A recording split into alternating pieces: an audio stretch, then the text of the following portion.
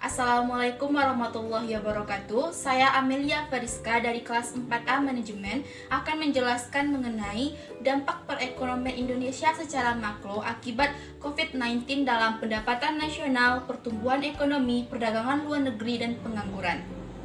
Pandemi COVID-19 atau bisa kita kenal dengan virus corona seperti yang telah dinyatakan oleh WHO telah menyerang berbagai dunia secara global.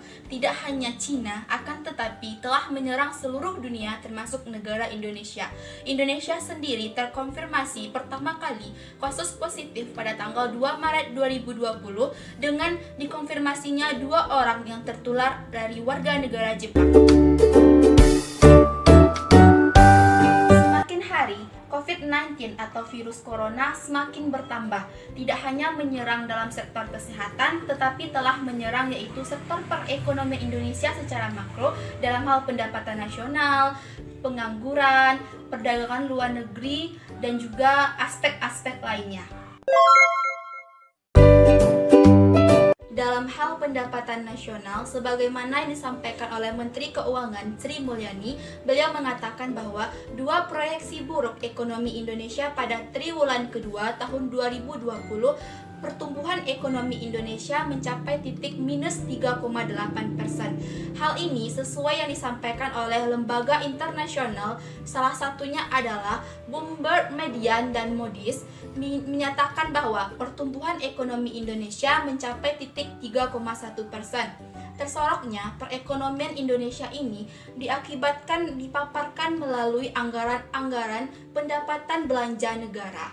Hal ini disebabkan karena menurunnya pendapatan pajak yang terkontraksi mencapai 10,8% dibandingkan tahun lalu ialah 444,6 triliun.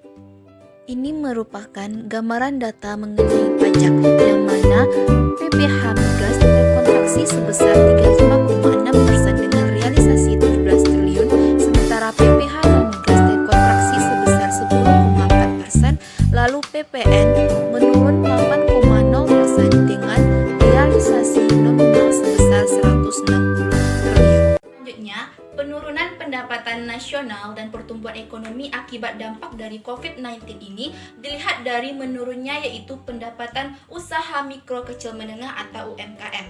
Seperti kita ketahui bahwa UMKM merupakan penopang pertama ekonomi Indonesia. UMKM ini semakin tertekan akibat adanya pemberlakuan PSBB atau pembatasan sosial berskala besar yang dilakukan pada bulan April sampai Mei lalu, sehingga mengakibatkan berkurangnya pendapatan dari UMKM. Kemudian, dampak dari COVID-19 juga berimbas kepada perdagangan luar negeri. Secara global dapat kita lihat melalui menurunnya kebijakan ekspor dan impor. Hal ini dapat kita ketahui dari data Badan Pusat Statistik yang menyatakan bahwa impor bahan baku dan barang modal mencapai 41,39% dan 47,10%. Kemudian, ekspor terkontraksi mencapai 28,39%. Selanjutnya, dampak dari COVID-19 sangat terdampak kepada faktor ekonomi makro Indonesia yaitu pengangguran. Seperti dalam data Badan Pusat Statistik pada tahun 2019 mengatakan bahwa pengangguran di Indonesia mencapai 6,82 juta atau 5,28% dari angkatan kerja jika diakumulasikan menjadi 17 juta orang. Akan tetapi, tingkat pengangguran ini semakin bertambah dengan adanya pandemi virus COVID-19 ini. Banyak para karyawan yang di-PHK dan dirumahkan sebanyak 6 juta. Setali 3 uang dengan pengangguran tentu akan juga meningkatkan kemiskinan. Mengapa? Karena banyaknya yang di-PHK tidak mendapatkan pekerjaan, sehingga ini akan meningkatkan angka dari kemiskinan.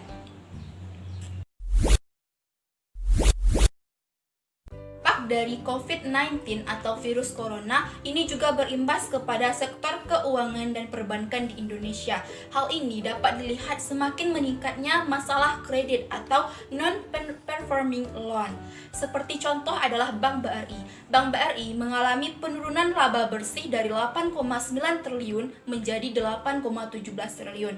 Kemudian bank yang bermasalah lainnya adalah Bukopin, permasalahan dalam likuiditas. Baik, itulah dampak dari COVID-19 terhadap perekonomian Indonesia sektor makro dari pendapatan nasional, pertumbuhan ekonomi, perdagangan luar negeri, dan pengangguran.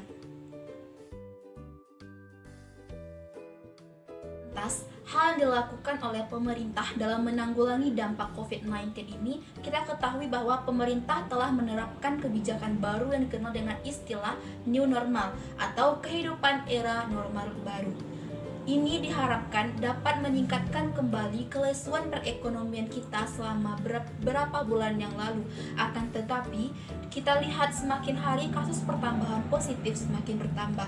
Tetapi ini dibutuhkan kesadaran dari masyarakat untuk bisa menanggulangi COVID ini, sehingga dengan adanya kebijakan new normal ini bisa kembali meningkatkan perekonomian kita dan juga rantai pemutusan COVID-19 semakin berkurang. Baiklah, sekian yang dapat saya sampaikan. Assalamualaikum warahmatullahi wabarakatuh.